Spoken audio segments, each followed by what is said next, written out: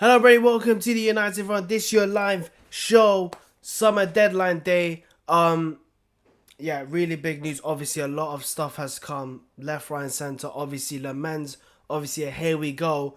Obviously happened around, I think, probably 10 o'clock. It was a really early one. Really surprising one. Obviously, because obviously we were linked with Martinez, but obviously United have picked Lammens. Obviously, apparently rumors that we might get Gallagher. Obviously we talk about why Lammens over Martinez and why I think was the wrong choice. Main news stays, which is a positive, and obviously Jadon Sancho is going to Villa. So it's obviously it's a good time to do a live show because I don't really do live shows, to be honest. Normally they're pre-recorded, and normally when I do pre-recorded, it's almost like stuff that already comes out to me is already live. So I thought, you know what, this is the best way to do a live show. But obviously, it's obviously 6:30, and obviously half an hour left till the summer transfer window closes. So I thought, you know what, stuff is gonna be end to end. So yeah, but I figured why not start something like Lammens. Look, I think Lammens is obviously a keeper that we've been looking at. Now, when we see someone like Lammens from the Belgium league, now when you look at the Belgium league, you kind of feel like it's not really a top class league, to be honest. I mean, forget about the top five leagues. Is there even a league better than the Eredivisie or the Portuguese league? I don't think so. And I just think making a huge step from the Belgium league, which is really not a top five league, to be honest, or a league that's really competing for that spot, making a huge step from there all the way towards not only the Premier League but obviously in Man United itself. And I know people are gonna say, "Oh, Man United, sure, whatever," but everyone knows playing for Man United has never been the case for players, especially for keepers. Obviously, in recent times, so obviously it hasn't been, a work in progress for players that come to United. Now, I wouldn't say I like the player. I feel like there's potential because obviously there are a lot of people that were looking at him in Europe and thinking, you know what, he's potential, one of the potential young goalkeepers to be looking at. But I just felt like, you know, do Man United really need that? And I thought to myself, me as a former keeper myself, I just figured why not get someone like Martinez? And I thought, you know what, when we're looking at Martinez, when I saw personal terms agreed, I then knew we should go for Martinez because realistically, because he's Premier League proven, he's got the experience, he's a big game player, leadership, obviously knows how to handle in big games, obviously like in the World Cup final, times where he saved Villa, and that's what you really need. And look, everyone knows what Martinez is capable. Yes, of course, he can be risky at times, but at the end of the day, everyone knows what he's good at, and that's shot stopping, whatever you call it, saving penalties and commanding his area, and obviously prem proven. So everyone knows what we would expect from Martinez, but someone like Lammens, who most of us haven't watched, is obviously hard to judge because someone, well, a goalkeeper that's playing in a league that not many people watch. No disrespect to the Belgium league, but like I said, making a huge step from the Belgium league to not only the Premier League to Man United in itself. And look, apart from striker, goalkeeper is the toughest position, whether you're playing for Man United or whether you're playing for any club, any big club. It is the position that you get scrutinized, and this is why I wanted Martinez over Lammens because people need to realize Lammens is a young keeper, and if he makes a mistake, which all keepers make, I don't want people to like hammer him or whatever. But knowing our fan base, knowing how two-faced it is, splitted into two groups, toxic and the real United fans. I just look at if he makes a mistake, what do you think United? Look, I'm already getting people saying that it's the Belgian banana, and it's like he hasn't even, you know, He hasn't even completed his medical. He hasn't even held up the shirt, and yet people already, dissing him. But no, obviously it's social media. It's the internet. Um, but look, when you look, the thing is when you're a keeper, you'd always look at who your keeper is. Now, whether you're Yap Stam and Ronnie Onson, you'd always look back and you're thinking, we had Peter Schmeichel.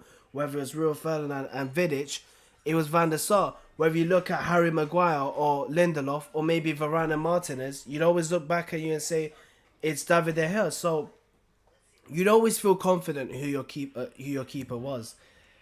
But with us playing a back three, whether it's Martinez, Yoro, Delict, Maguire, you'd always look back at the keeper they have, and they have Anana and Bayern there, and you're thinking they're not confident because, well, first of all, Anana is shit, and second of all, Bayern there doesn't look.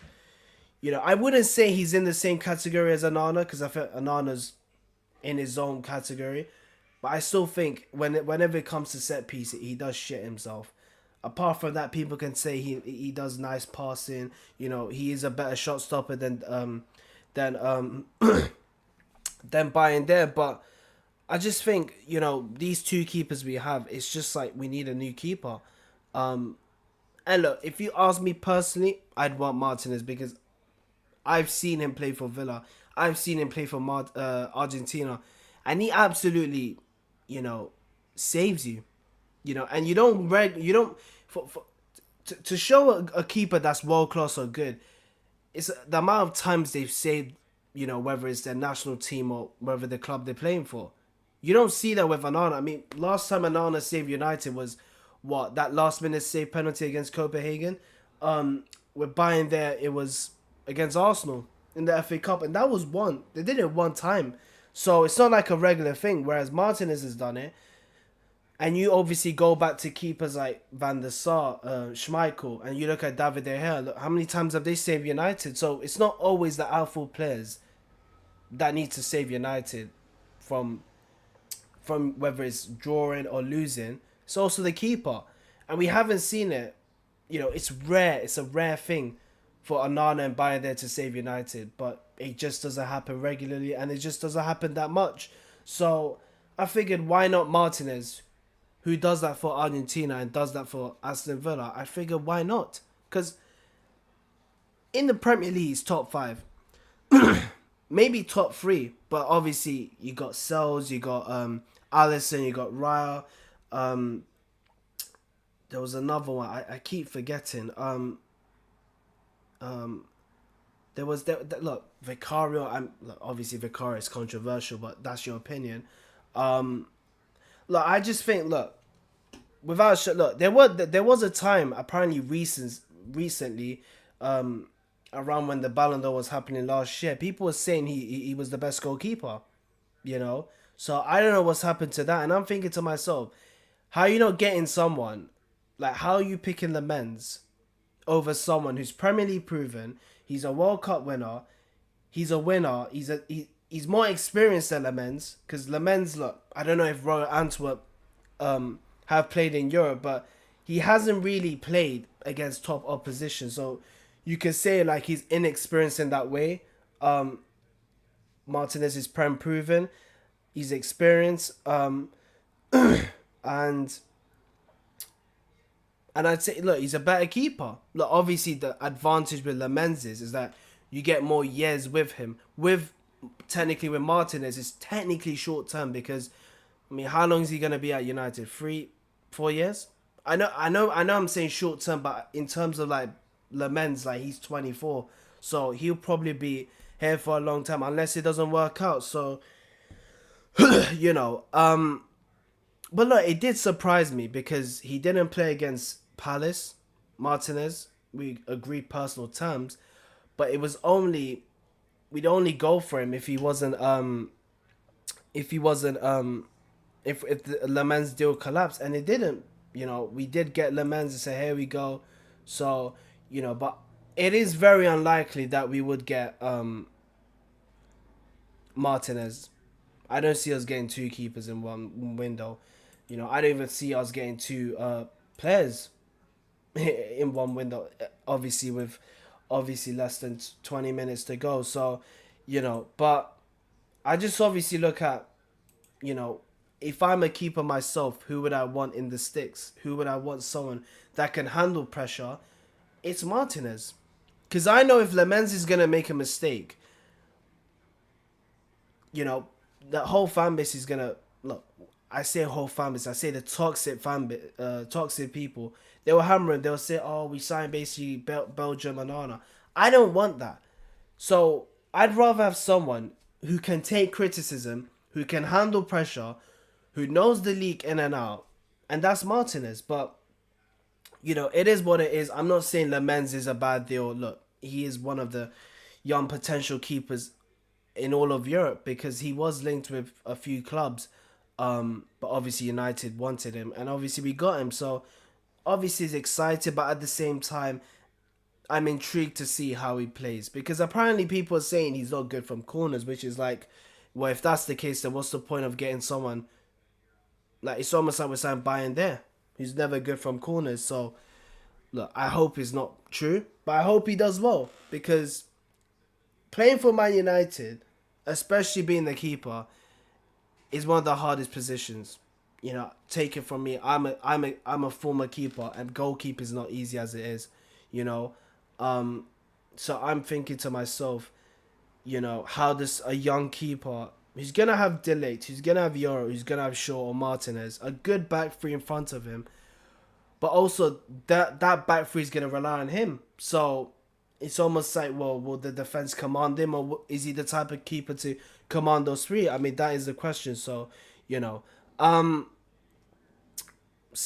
obviously I'm gonna skip it apart, but Sancho to Villa. Now, obviously, I've heard that it was a loan, so I'm thinking to myself, well, what's this? Because he went on loan to Dortmund, then he went on loan to Chelsea, and now he's going on loan to Villa. I'm thinking to myself, will someone buy this guy? But the problem is his wages. Now, obviously, it came from Fabrizio that 80% is going to be paid in his wages. Sorry, Rasmus just completed his move to Napoli. Um, like the thing with Sancho is, look, obviously 80% they'll pay for his thing. His wages. But that's the problem. Like, apparently we only did that because we would be looking to add another year to him. I'm thinking to myself, what's the point? Like, what is the point? Because we're trying to get rid of him. He's been on his ass, yeah, getting free money, not playing for the club, not even training, and we're gonna extend another year. I'm like, what if we extend another year and he does the same shit? So it just doesn't make sense. So it just doesn't make sense. So yeah, look, I just think it's free loans in about 2 years, and it's like, well, what's going on? Because it's just getting to a regular thing. And look, I hope United sell him because he's gonna be at the club, and it's like we're not gonna be able to move him. We finally been able to move Garnacho, Anthony, and technically Sancho, but obviously it's a move, so he's still gonna come back, which is obviously a piss take. But you're dealing with knobheads, so you know. But yeah, apparently this came from Chris Wheeler. So apparently United can't do everything in one window, and the midfield is likely to be the priority in January or next summer. Now, obviously, talking about January transfer window, which is obviously a long way. Would we sign a midfielder? I mean, do we have the money to buy a midfielder for January transfer window? Because it's almost like we're just buying. We basically just blew our budget mainly for this summer transfer window, which is obviously good, but you don't really have one transfer window. You actually have two. So obviously that is obviously key here. But yeah, obviously Mainu stays. Obviously, look, we knew he wasn't gonna go. Obviously, giving him the boost because obviously Mount and Cunha have been injured. I don't know how long for, but probably more likely they won't play against City. So where does that leave Mainu? You know, obviously, does he play as a role as a number 10, or does he go back and plays as a pivot, and probably someone like Bruno or Xerxes plays there? Who knows? But look, I wanted Mainu to stay. I want him to play. I feel like he should play. I'm not saying he should be like Bruno, where he should play every game. Because look, I'm not Player FC, um, and obviously, obviously I'm not like saying Mainu should play every other game. Look, I'm not that type of fan that only supports, you know, players that are not Manchester United. That's not me. So look, I'm glad he's staying. Look, obviously it was more likely that he was gonna stay. Obviously that bombshell where he said he wanted to go on a loan, but he does want to stay. But with obviously injuries to Mount with Cunha, you kind of feel like, you know what, it gives him the chance to play. Now obviously, if Amrin does some bullshit against City, like play Casemiro over him, you know, it's just like, look, we're like 2 weeks away from that game anyway. But it's like, look, I can't imagine Casemiro playing against City, and it's bloody City. I know City are below us, and they just beaten Wolves, lost to Tottenham, lost to Brighton, but still we could lose to them. We just lost to Grimsby, and we could even beat Fulham. So you know, what's to say we can't lose to them? But you never know. Um, so yeah, look, obviously happy, but it was really unlikely that he would leave on a loan as well. So you know, I want to talk about Conor Gallagher. Now obviously, apparently, we're unlikely to obviously, obviously, get a midfielder, but obviously we were linked with him. Now obviously, talking about Conor Gallagher, apparently, um, Atletico want to they don't want to loan him. They actually want someone to make a permanent transfer. What do I think of Gallagher? Now look, obviously, look, I haven't been Gallagher's biggest praise, especially when he was a Chelsea player. Now look, when I put Gallagher in terms of like players that I criticize, I probably put him with Jack Grealish, to be honest. Now when I mean by criticize, I mean when they go to a certain club and don't become the player that they were before. Like Jack Grealish, when he was at Villa, he was absolutely amazing, and then when he went to City, he was actually piss poor. And then you look at him at Everton, it's like, wow, this is the Jack Grealish we're talking about. And then you look at Gallagher, and I'm like, his best spot. Look, I know Chelsea fans will say, well, what am I on about? But I saw Gallagher play for Palace. I'm like, this is a player.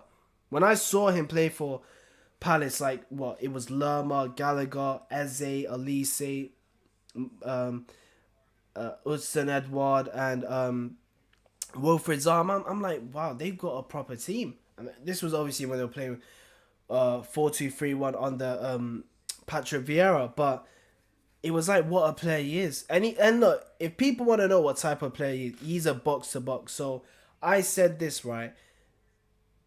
The only two players that should play in the pivot role are midfield roles, like a box to box, or a ball winning midfielder, or a deep line playmaker. But obviously the key is that they need legs in midfield. And not only that, players that can play the role. Now, can Gallagher play it? That is the question. Now, obviously, I've seen Atletico Madrid's recent games. Now, when they play him, it's a 4-2-3-1. But when they don't play him, which has happened in the past two games, they play 4-4-2. Now, obviously, you can say 4-2-3-1 can be a 4-4-2 because Griezmann is versatile. He can play as a 10, he can play as a 9. But they only play 4-2-3-1 when he is starting. Whereas when it's 4-4-2, he doesn't really start. But he does come off the bench and obviously does play. Look, I think he can play in the pivot role. I think we do need a midfielder because we're lacking numbers in that pivot role. And he's technically if we sign him, he's technically the best player that can play there. Because he's got legs in midfield, he's energetic, he's relentless. he can attack, he can defend. I'm thinking, why not? Why not? Look, obviously, I still believe there should be there's certain midfielders that play a midfield three, and there's certain players that play a midfield two. And I've always said this: Bruno's a midfield three, Mainu's a midfield three, Casemiro's a midfield three, Ugarte's a midfield two. Um, and I still see Gallagher's more of a midfield three, but he can do the role. So I figured, why not? And look, 4-4-2 is technically a midfield two, so I don't see why not. He can't play in this system, 3-4-2-1. So, but look, this was almost like a rumor. Obviously Anthony has officially signed for Betis. So yeah, good on that. Yeah, United just confirmed that. But yeah, I just think obviously, look, I just think signing Gallagher is gonna improve the midfield roster anyway. I feel like when you're gonna sign him, even if it's on loan, if we can, obviously with 10 minutes, but I just think when signing Gallagher, he's gonna be your best player in that pivot role. I don't see why not. And obviously, don't forget he is Premier League proven, So I don't see why not. But look, obviously, Atletico do want to buy him, so that is obviously a big blow. And obviously, we left this so late that it just happened like that. Like Gallagher, as soon as we signed Lammens, it's almost like midfield late. Could we make a midfield that late? And look, we could get Gallagher, but obviously, it seems unlikely unless Man United, obviously do something really crazy. Ben Jacobs did say something about the midfield anyway. He did say something. I'm just trying to find it. So he did say something like United are unlikely to get a midfielder, but you never know.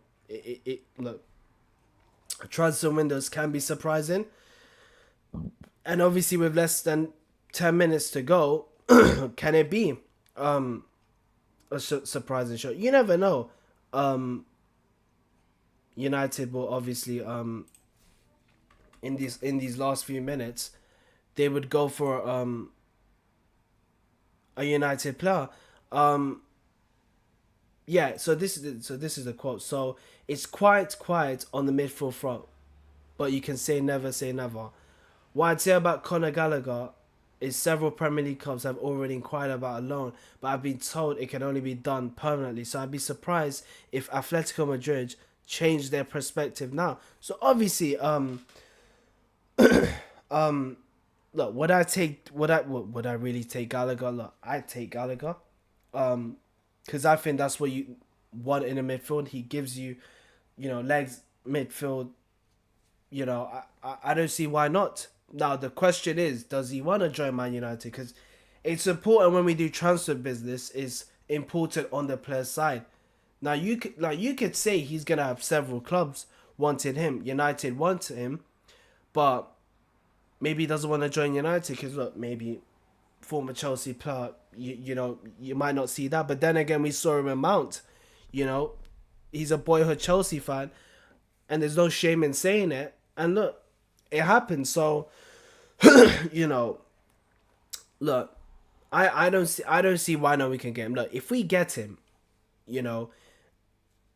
he's gonna be our best player in that pivot role anyway. And this really doesn't make sense because look, I know he's young, I know he just went on loan to West Brom, but if Amrin knew his midfield roster is gonna be,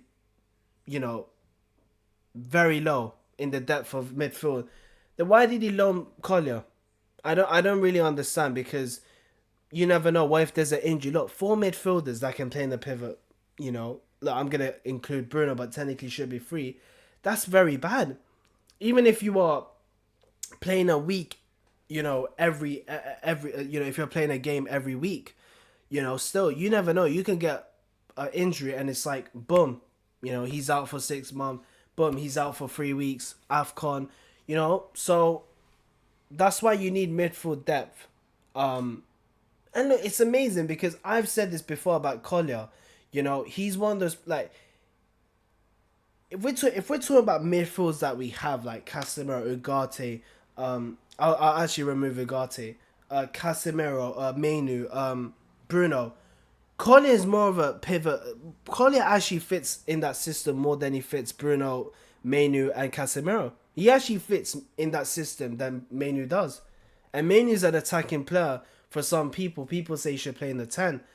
But when I saw him playing against, I think it was Steaua Bucharest, you know, he was great in that game. Now, I know people are going to say it was a different opponent, but still, he understood his role. He understood where he should play, where he shouldn't, you know, and he stayed in his position. Unlike Bruno, who free roams when you're not supposed to do that in a midfield too, you know, because like I said, I've said it so many times, it's suicide doing that, and then it's almost like playing with one in midfield. So, you know, but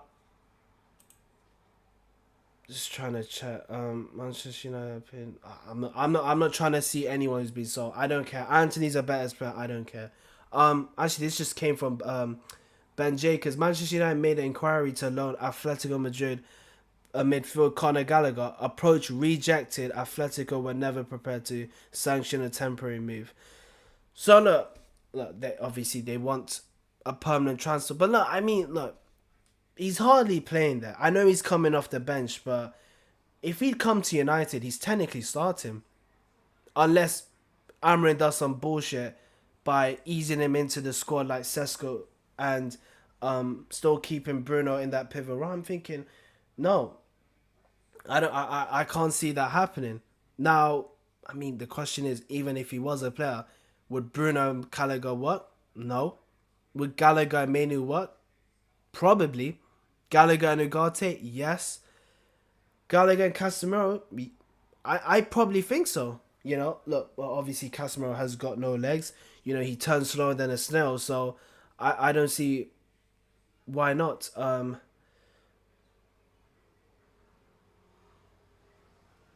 Sorry, Jackson just signed for Bayern. A lot of things are happening. I mean, bloody hell, 4 minutes. But yeah, look, obviously talking about the January transfer. Sorry, so I don't know why I say bloody January. I mean, it's summer transfer window.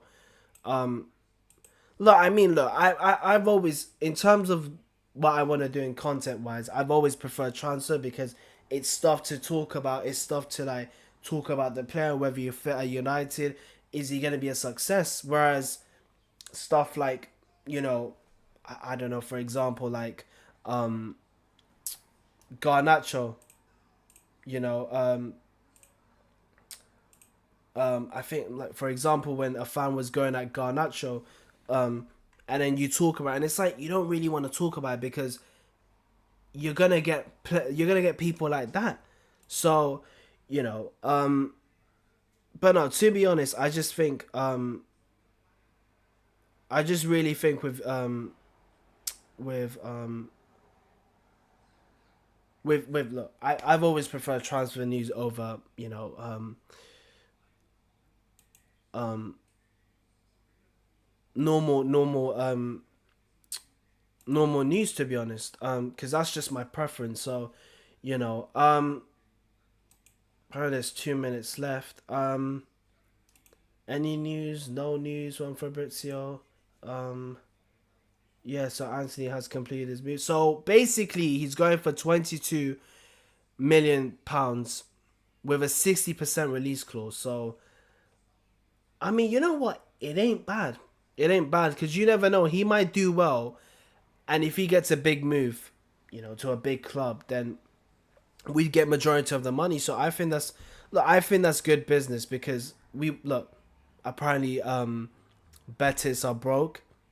So, and look, finally he agreed to a wage cut. So, you know, 22 million pounds, you know, it's obviously good. Obviously it's a loss because of how much we bought for him, but if he does well, then we get more money than Betis actually do. So, which is obviously crazy. So, you know, but look, a lot of things have happened. You know, he's at signing for Liverpool. Guehi for Liverpool as well. Wissa, Newcastle. Walter to Newcastle. Look, a lot of things have happened, but that's what happens when it's look. Donnarumma playing for. He's a City player now, and obviously more likely to start his first game against United. So look, obviously I'd wanted him, but it is what it is. Apparently he wanted high wages, and obviously we were working towards a certain structure. So yeah, and obviously look, I mean bloody, I never expected it, but Lindelof, um, as a Villa player, so that's really good. Um, Colin Moani signing for Tottenham. I never saw that as well. Um, Anything 7 o'clock. It's free. It's two. It's one, and you can shut it. So window has closed officially. So um yeah, look, obviously the transfer window has closed. So um look, obviously the question is how much I would rate this window. Look, we needed a striker. We needed a number 10. I didn't expect to get two tens. And we got a goalkeeper, which obviously we're still having questions. Obviously the the negative thing is we didn't get a midfielder, because obviously that was a position we needed to improve on. We needed someone that can play in the midfield too, and we don't have a lot of players that can play that. We've got what, four players, so that's not really good. But who knows in the January transfer window that we would sign a midfielder, and who knows.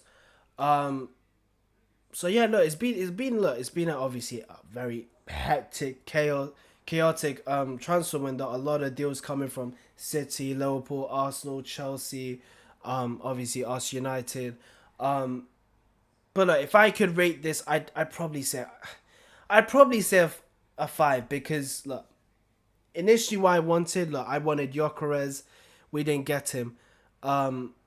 We got Sesko, so I was okay with that. There was obviously Osimhen, but obviously he stayed at Galatasaray, so we got Sesko. Cunha and Brahma I'm happy with, but my problem with that is that we've got so many players that play in that position, so it's almost like, when will Xerxes play? Mount's minutes, midfield we haven't improved on that, haven't gone for anyone. We were looking at Baleba, but expensive as he is. Obviously late from Gallagher. Walton was a shout. And Morton Henmore from Sporting was also a shout. So, and also one link to centre halves. There was another one as well. And look, goalkeeper, we were linked with obviously with Donnarumma, and then obviously Martinez, and obviously Costa, but obviously we ended up with Lammens, who I hope will do great for Manchester United. And obviously plus on that, we've sold Garnacho. Sancho's technically gone. Anthony's gone. So I mean, I've just realized this. So technically, my last year's at the club still. Obviously, there was no interest in him. But my question is, will he still be a part of Amarin's plans? That is the question. So, I never understood the whole Malacia story. I've said my piece on Malacia. It's a long story. Look, he's gone out for 18 months. That is not easy. And then when he came back, look, he was rusty than an old bike, but people are expecting him to, be back to himself. I mean, people tend to forget this was the guy who kept Luke Shaw out of the squad until Ten Hag played him as centre half, and then Luke Shaw was playing over Martinez. So it's just amazing how people are saying that he was a bad player or whatever. But look, he's staying at the club. Rashford went on loan. Sancho loan. Anthony gone. Rasmus on loan. And Garnacho permanent transfer. So technically, Garnacho and Anthony are the only people that are that are permanent transfers. Sorry to correct myself. I thought it was 60, it was 50%. So still look half obviously. Um Half of a release course. So yeah. But yeah, look, if I could rate this transfer window, look, it'd be a 5 because I did really want a midfielder. And look, we've got a keeper. The question is he gonna is he really an upgrade on Anana and buying there? I hope because a lot of eyes will be on him. But look, obviously the downside is we didn't have a midfielder, so But look, who knows? In the January transfer window, we might get a midfielder. Obviously, it's disappointing, but you know, look, where could I put this blame? I could probably put this blame when we were taking so long in signing Embuemo because that deal took longer than I don't know Christmas and Ramadan altogether. You know, I mean that was going on for 2 months, and it's like what the hell? It's like one player we were trying to get, and we couldn't get him. So it was taking that long, and obviously Amos has joined Sheffield United. Good on him. Um, and um, what was I gonna say? Um, I forgot what I was gonna say. Yeah, look, we got players that we wanted. Obviously it was a midfield that we wanted, but we didn't get him. So look, it is what it is. Hopefully Lammens does well when we come back after international duty. Obviously his first game, probably potentially against City. So it's not an easy opposition, especially against a team like Pep Guardiola's side and obviously world class players. So you know, but yeah, obviously I'm gonna miss obviously transfer news because it is my favorite. But obviously back to obviously normal news, whatever you want to call it. So, But yeah, it was great to do this. But yeah, thank you guys for watching. Take care. See you in the next one.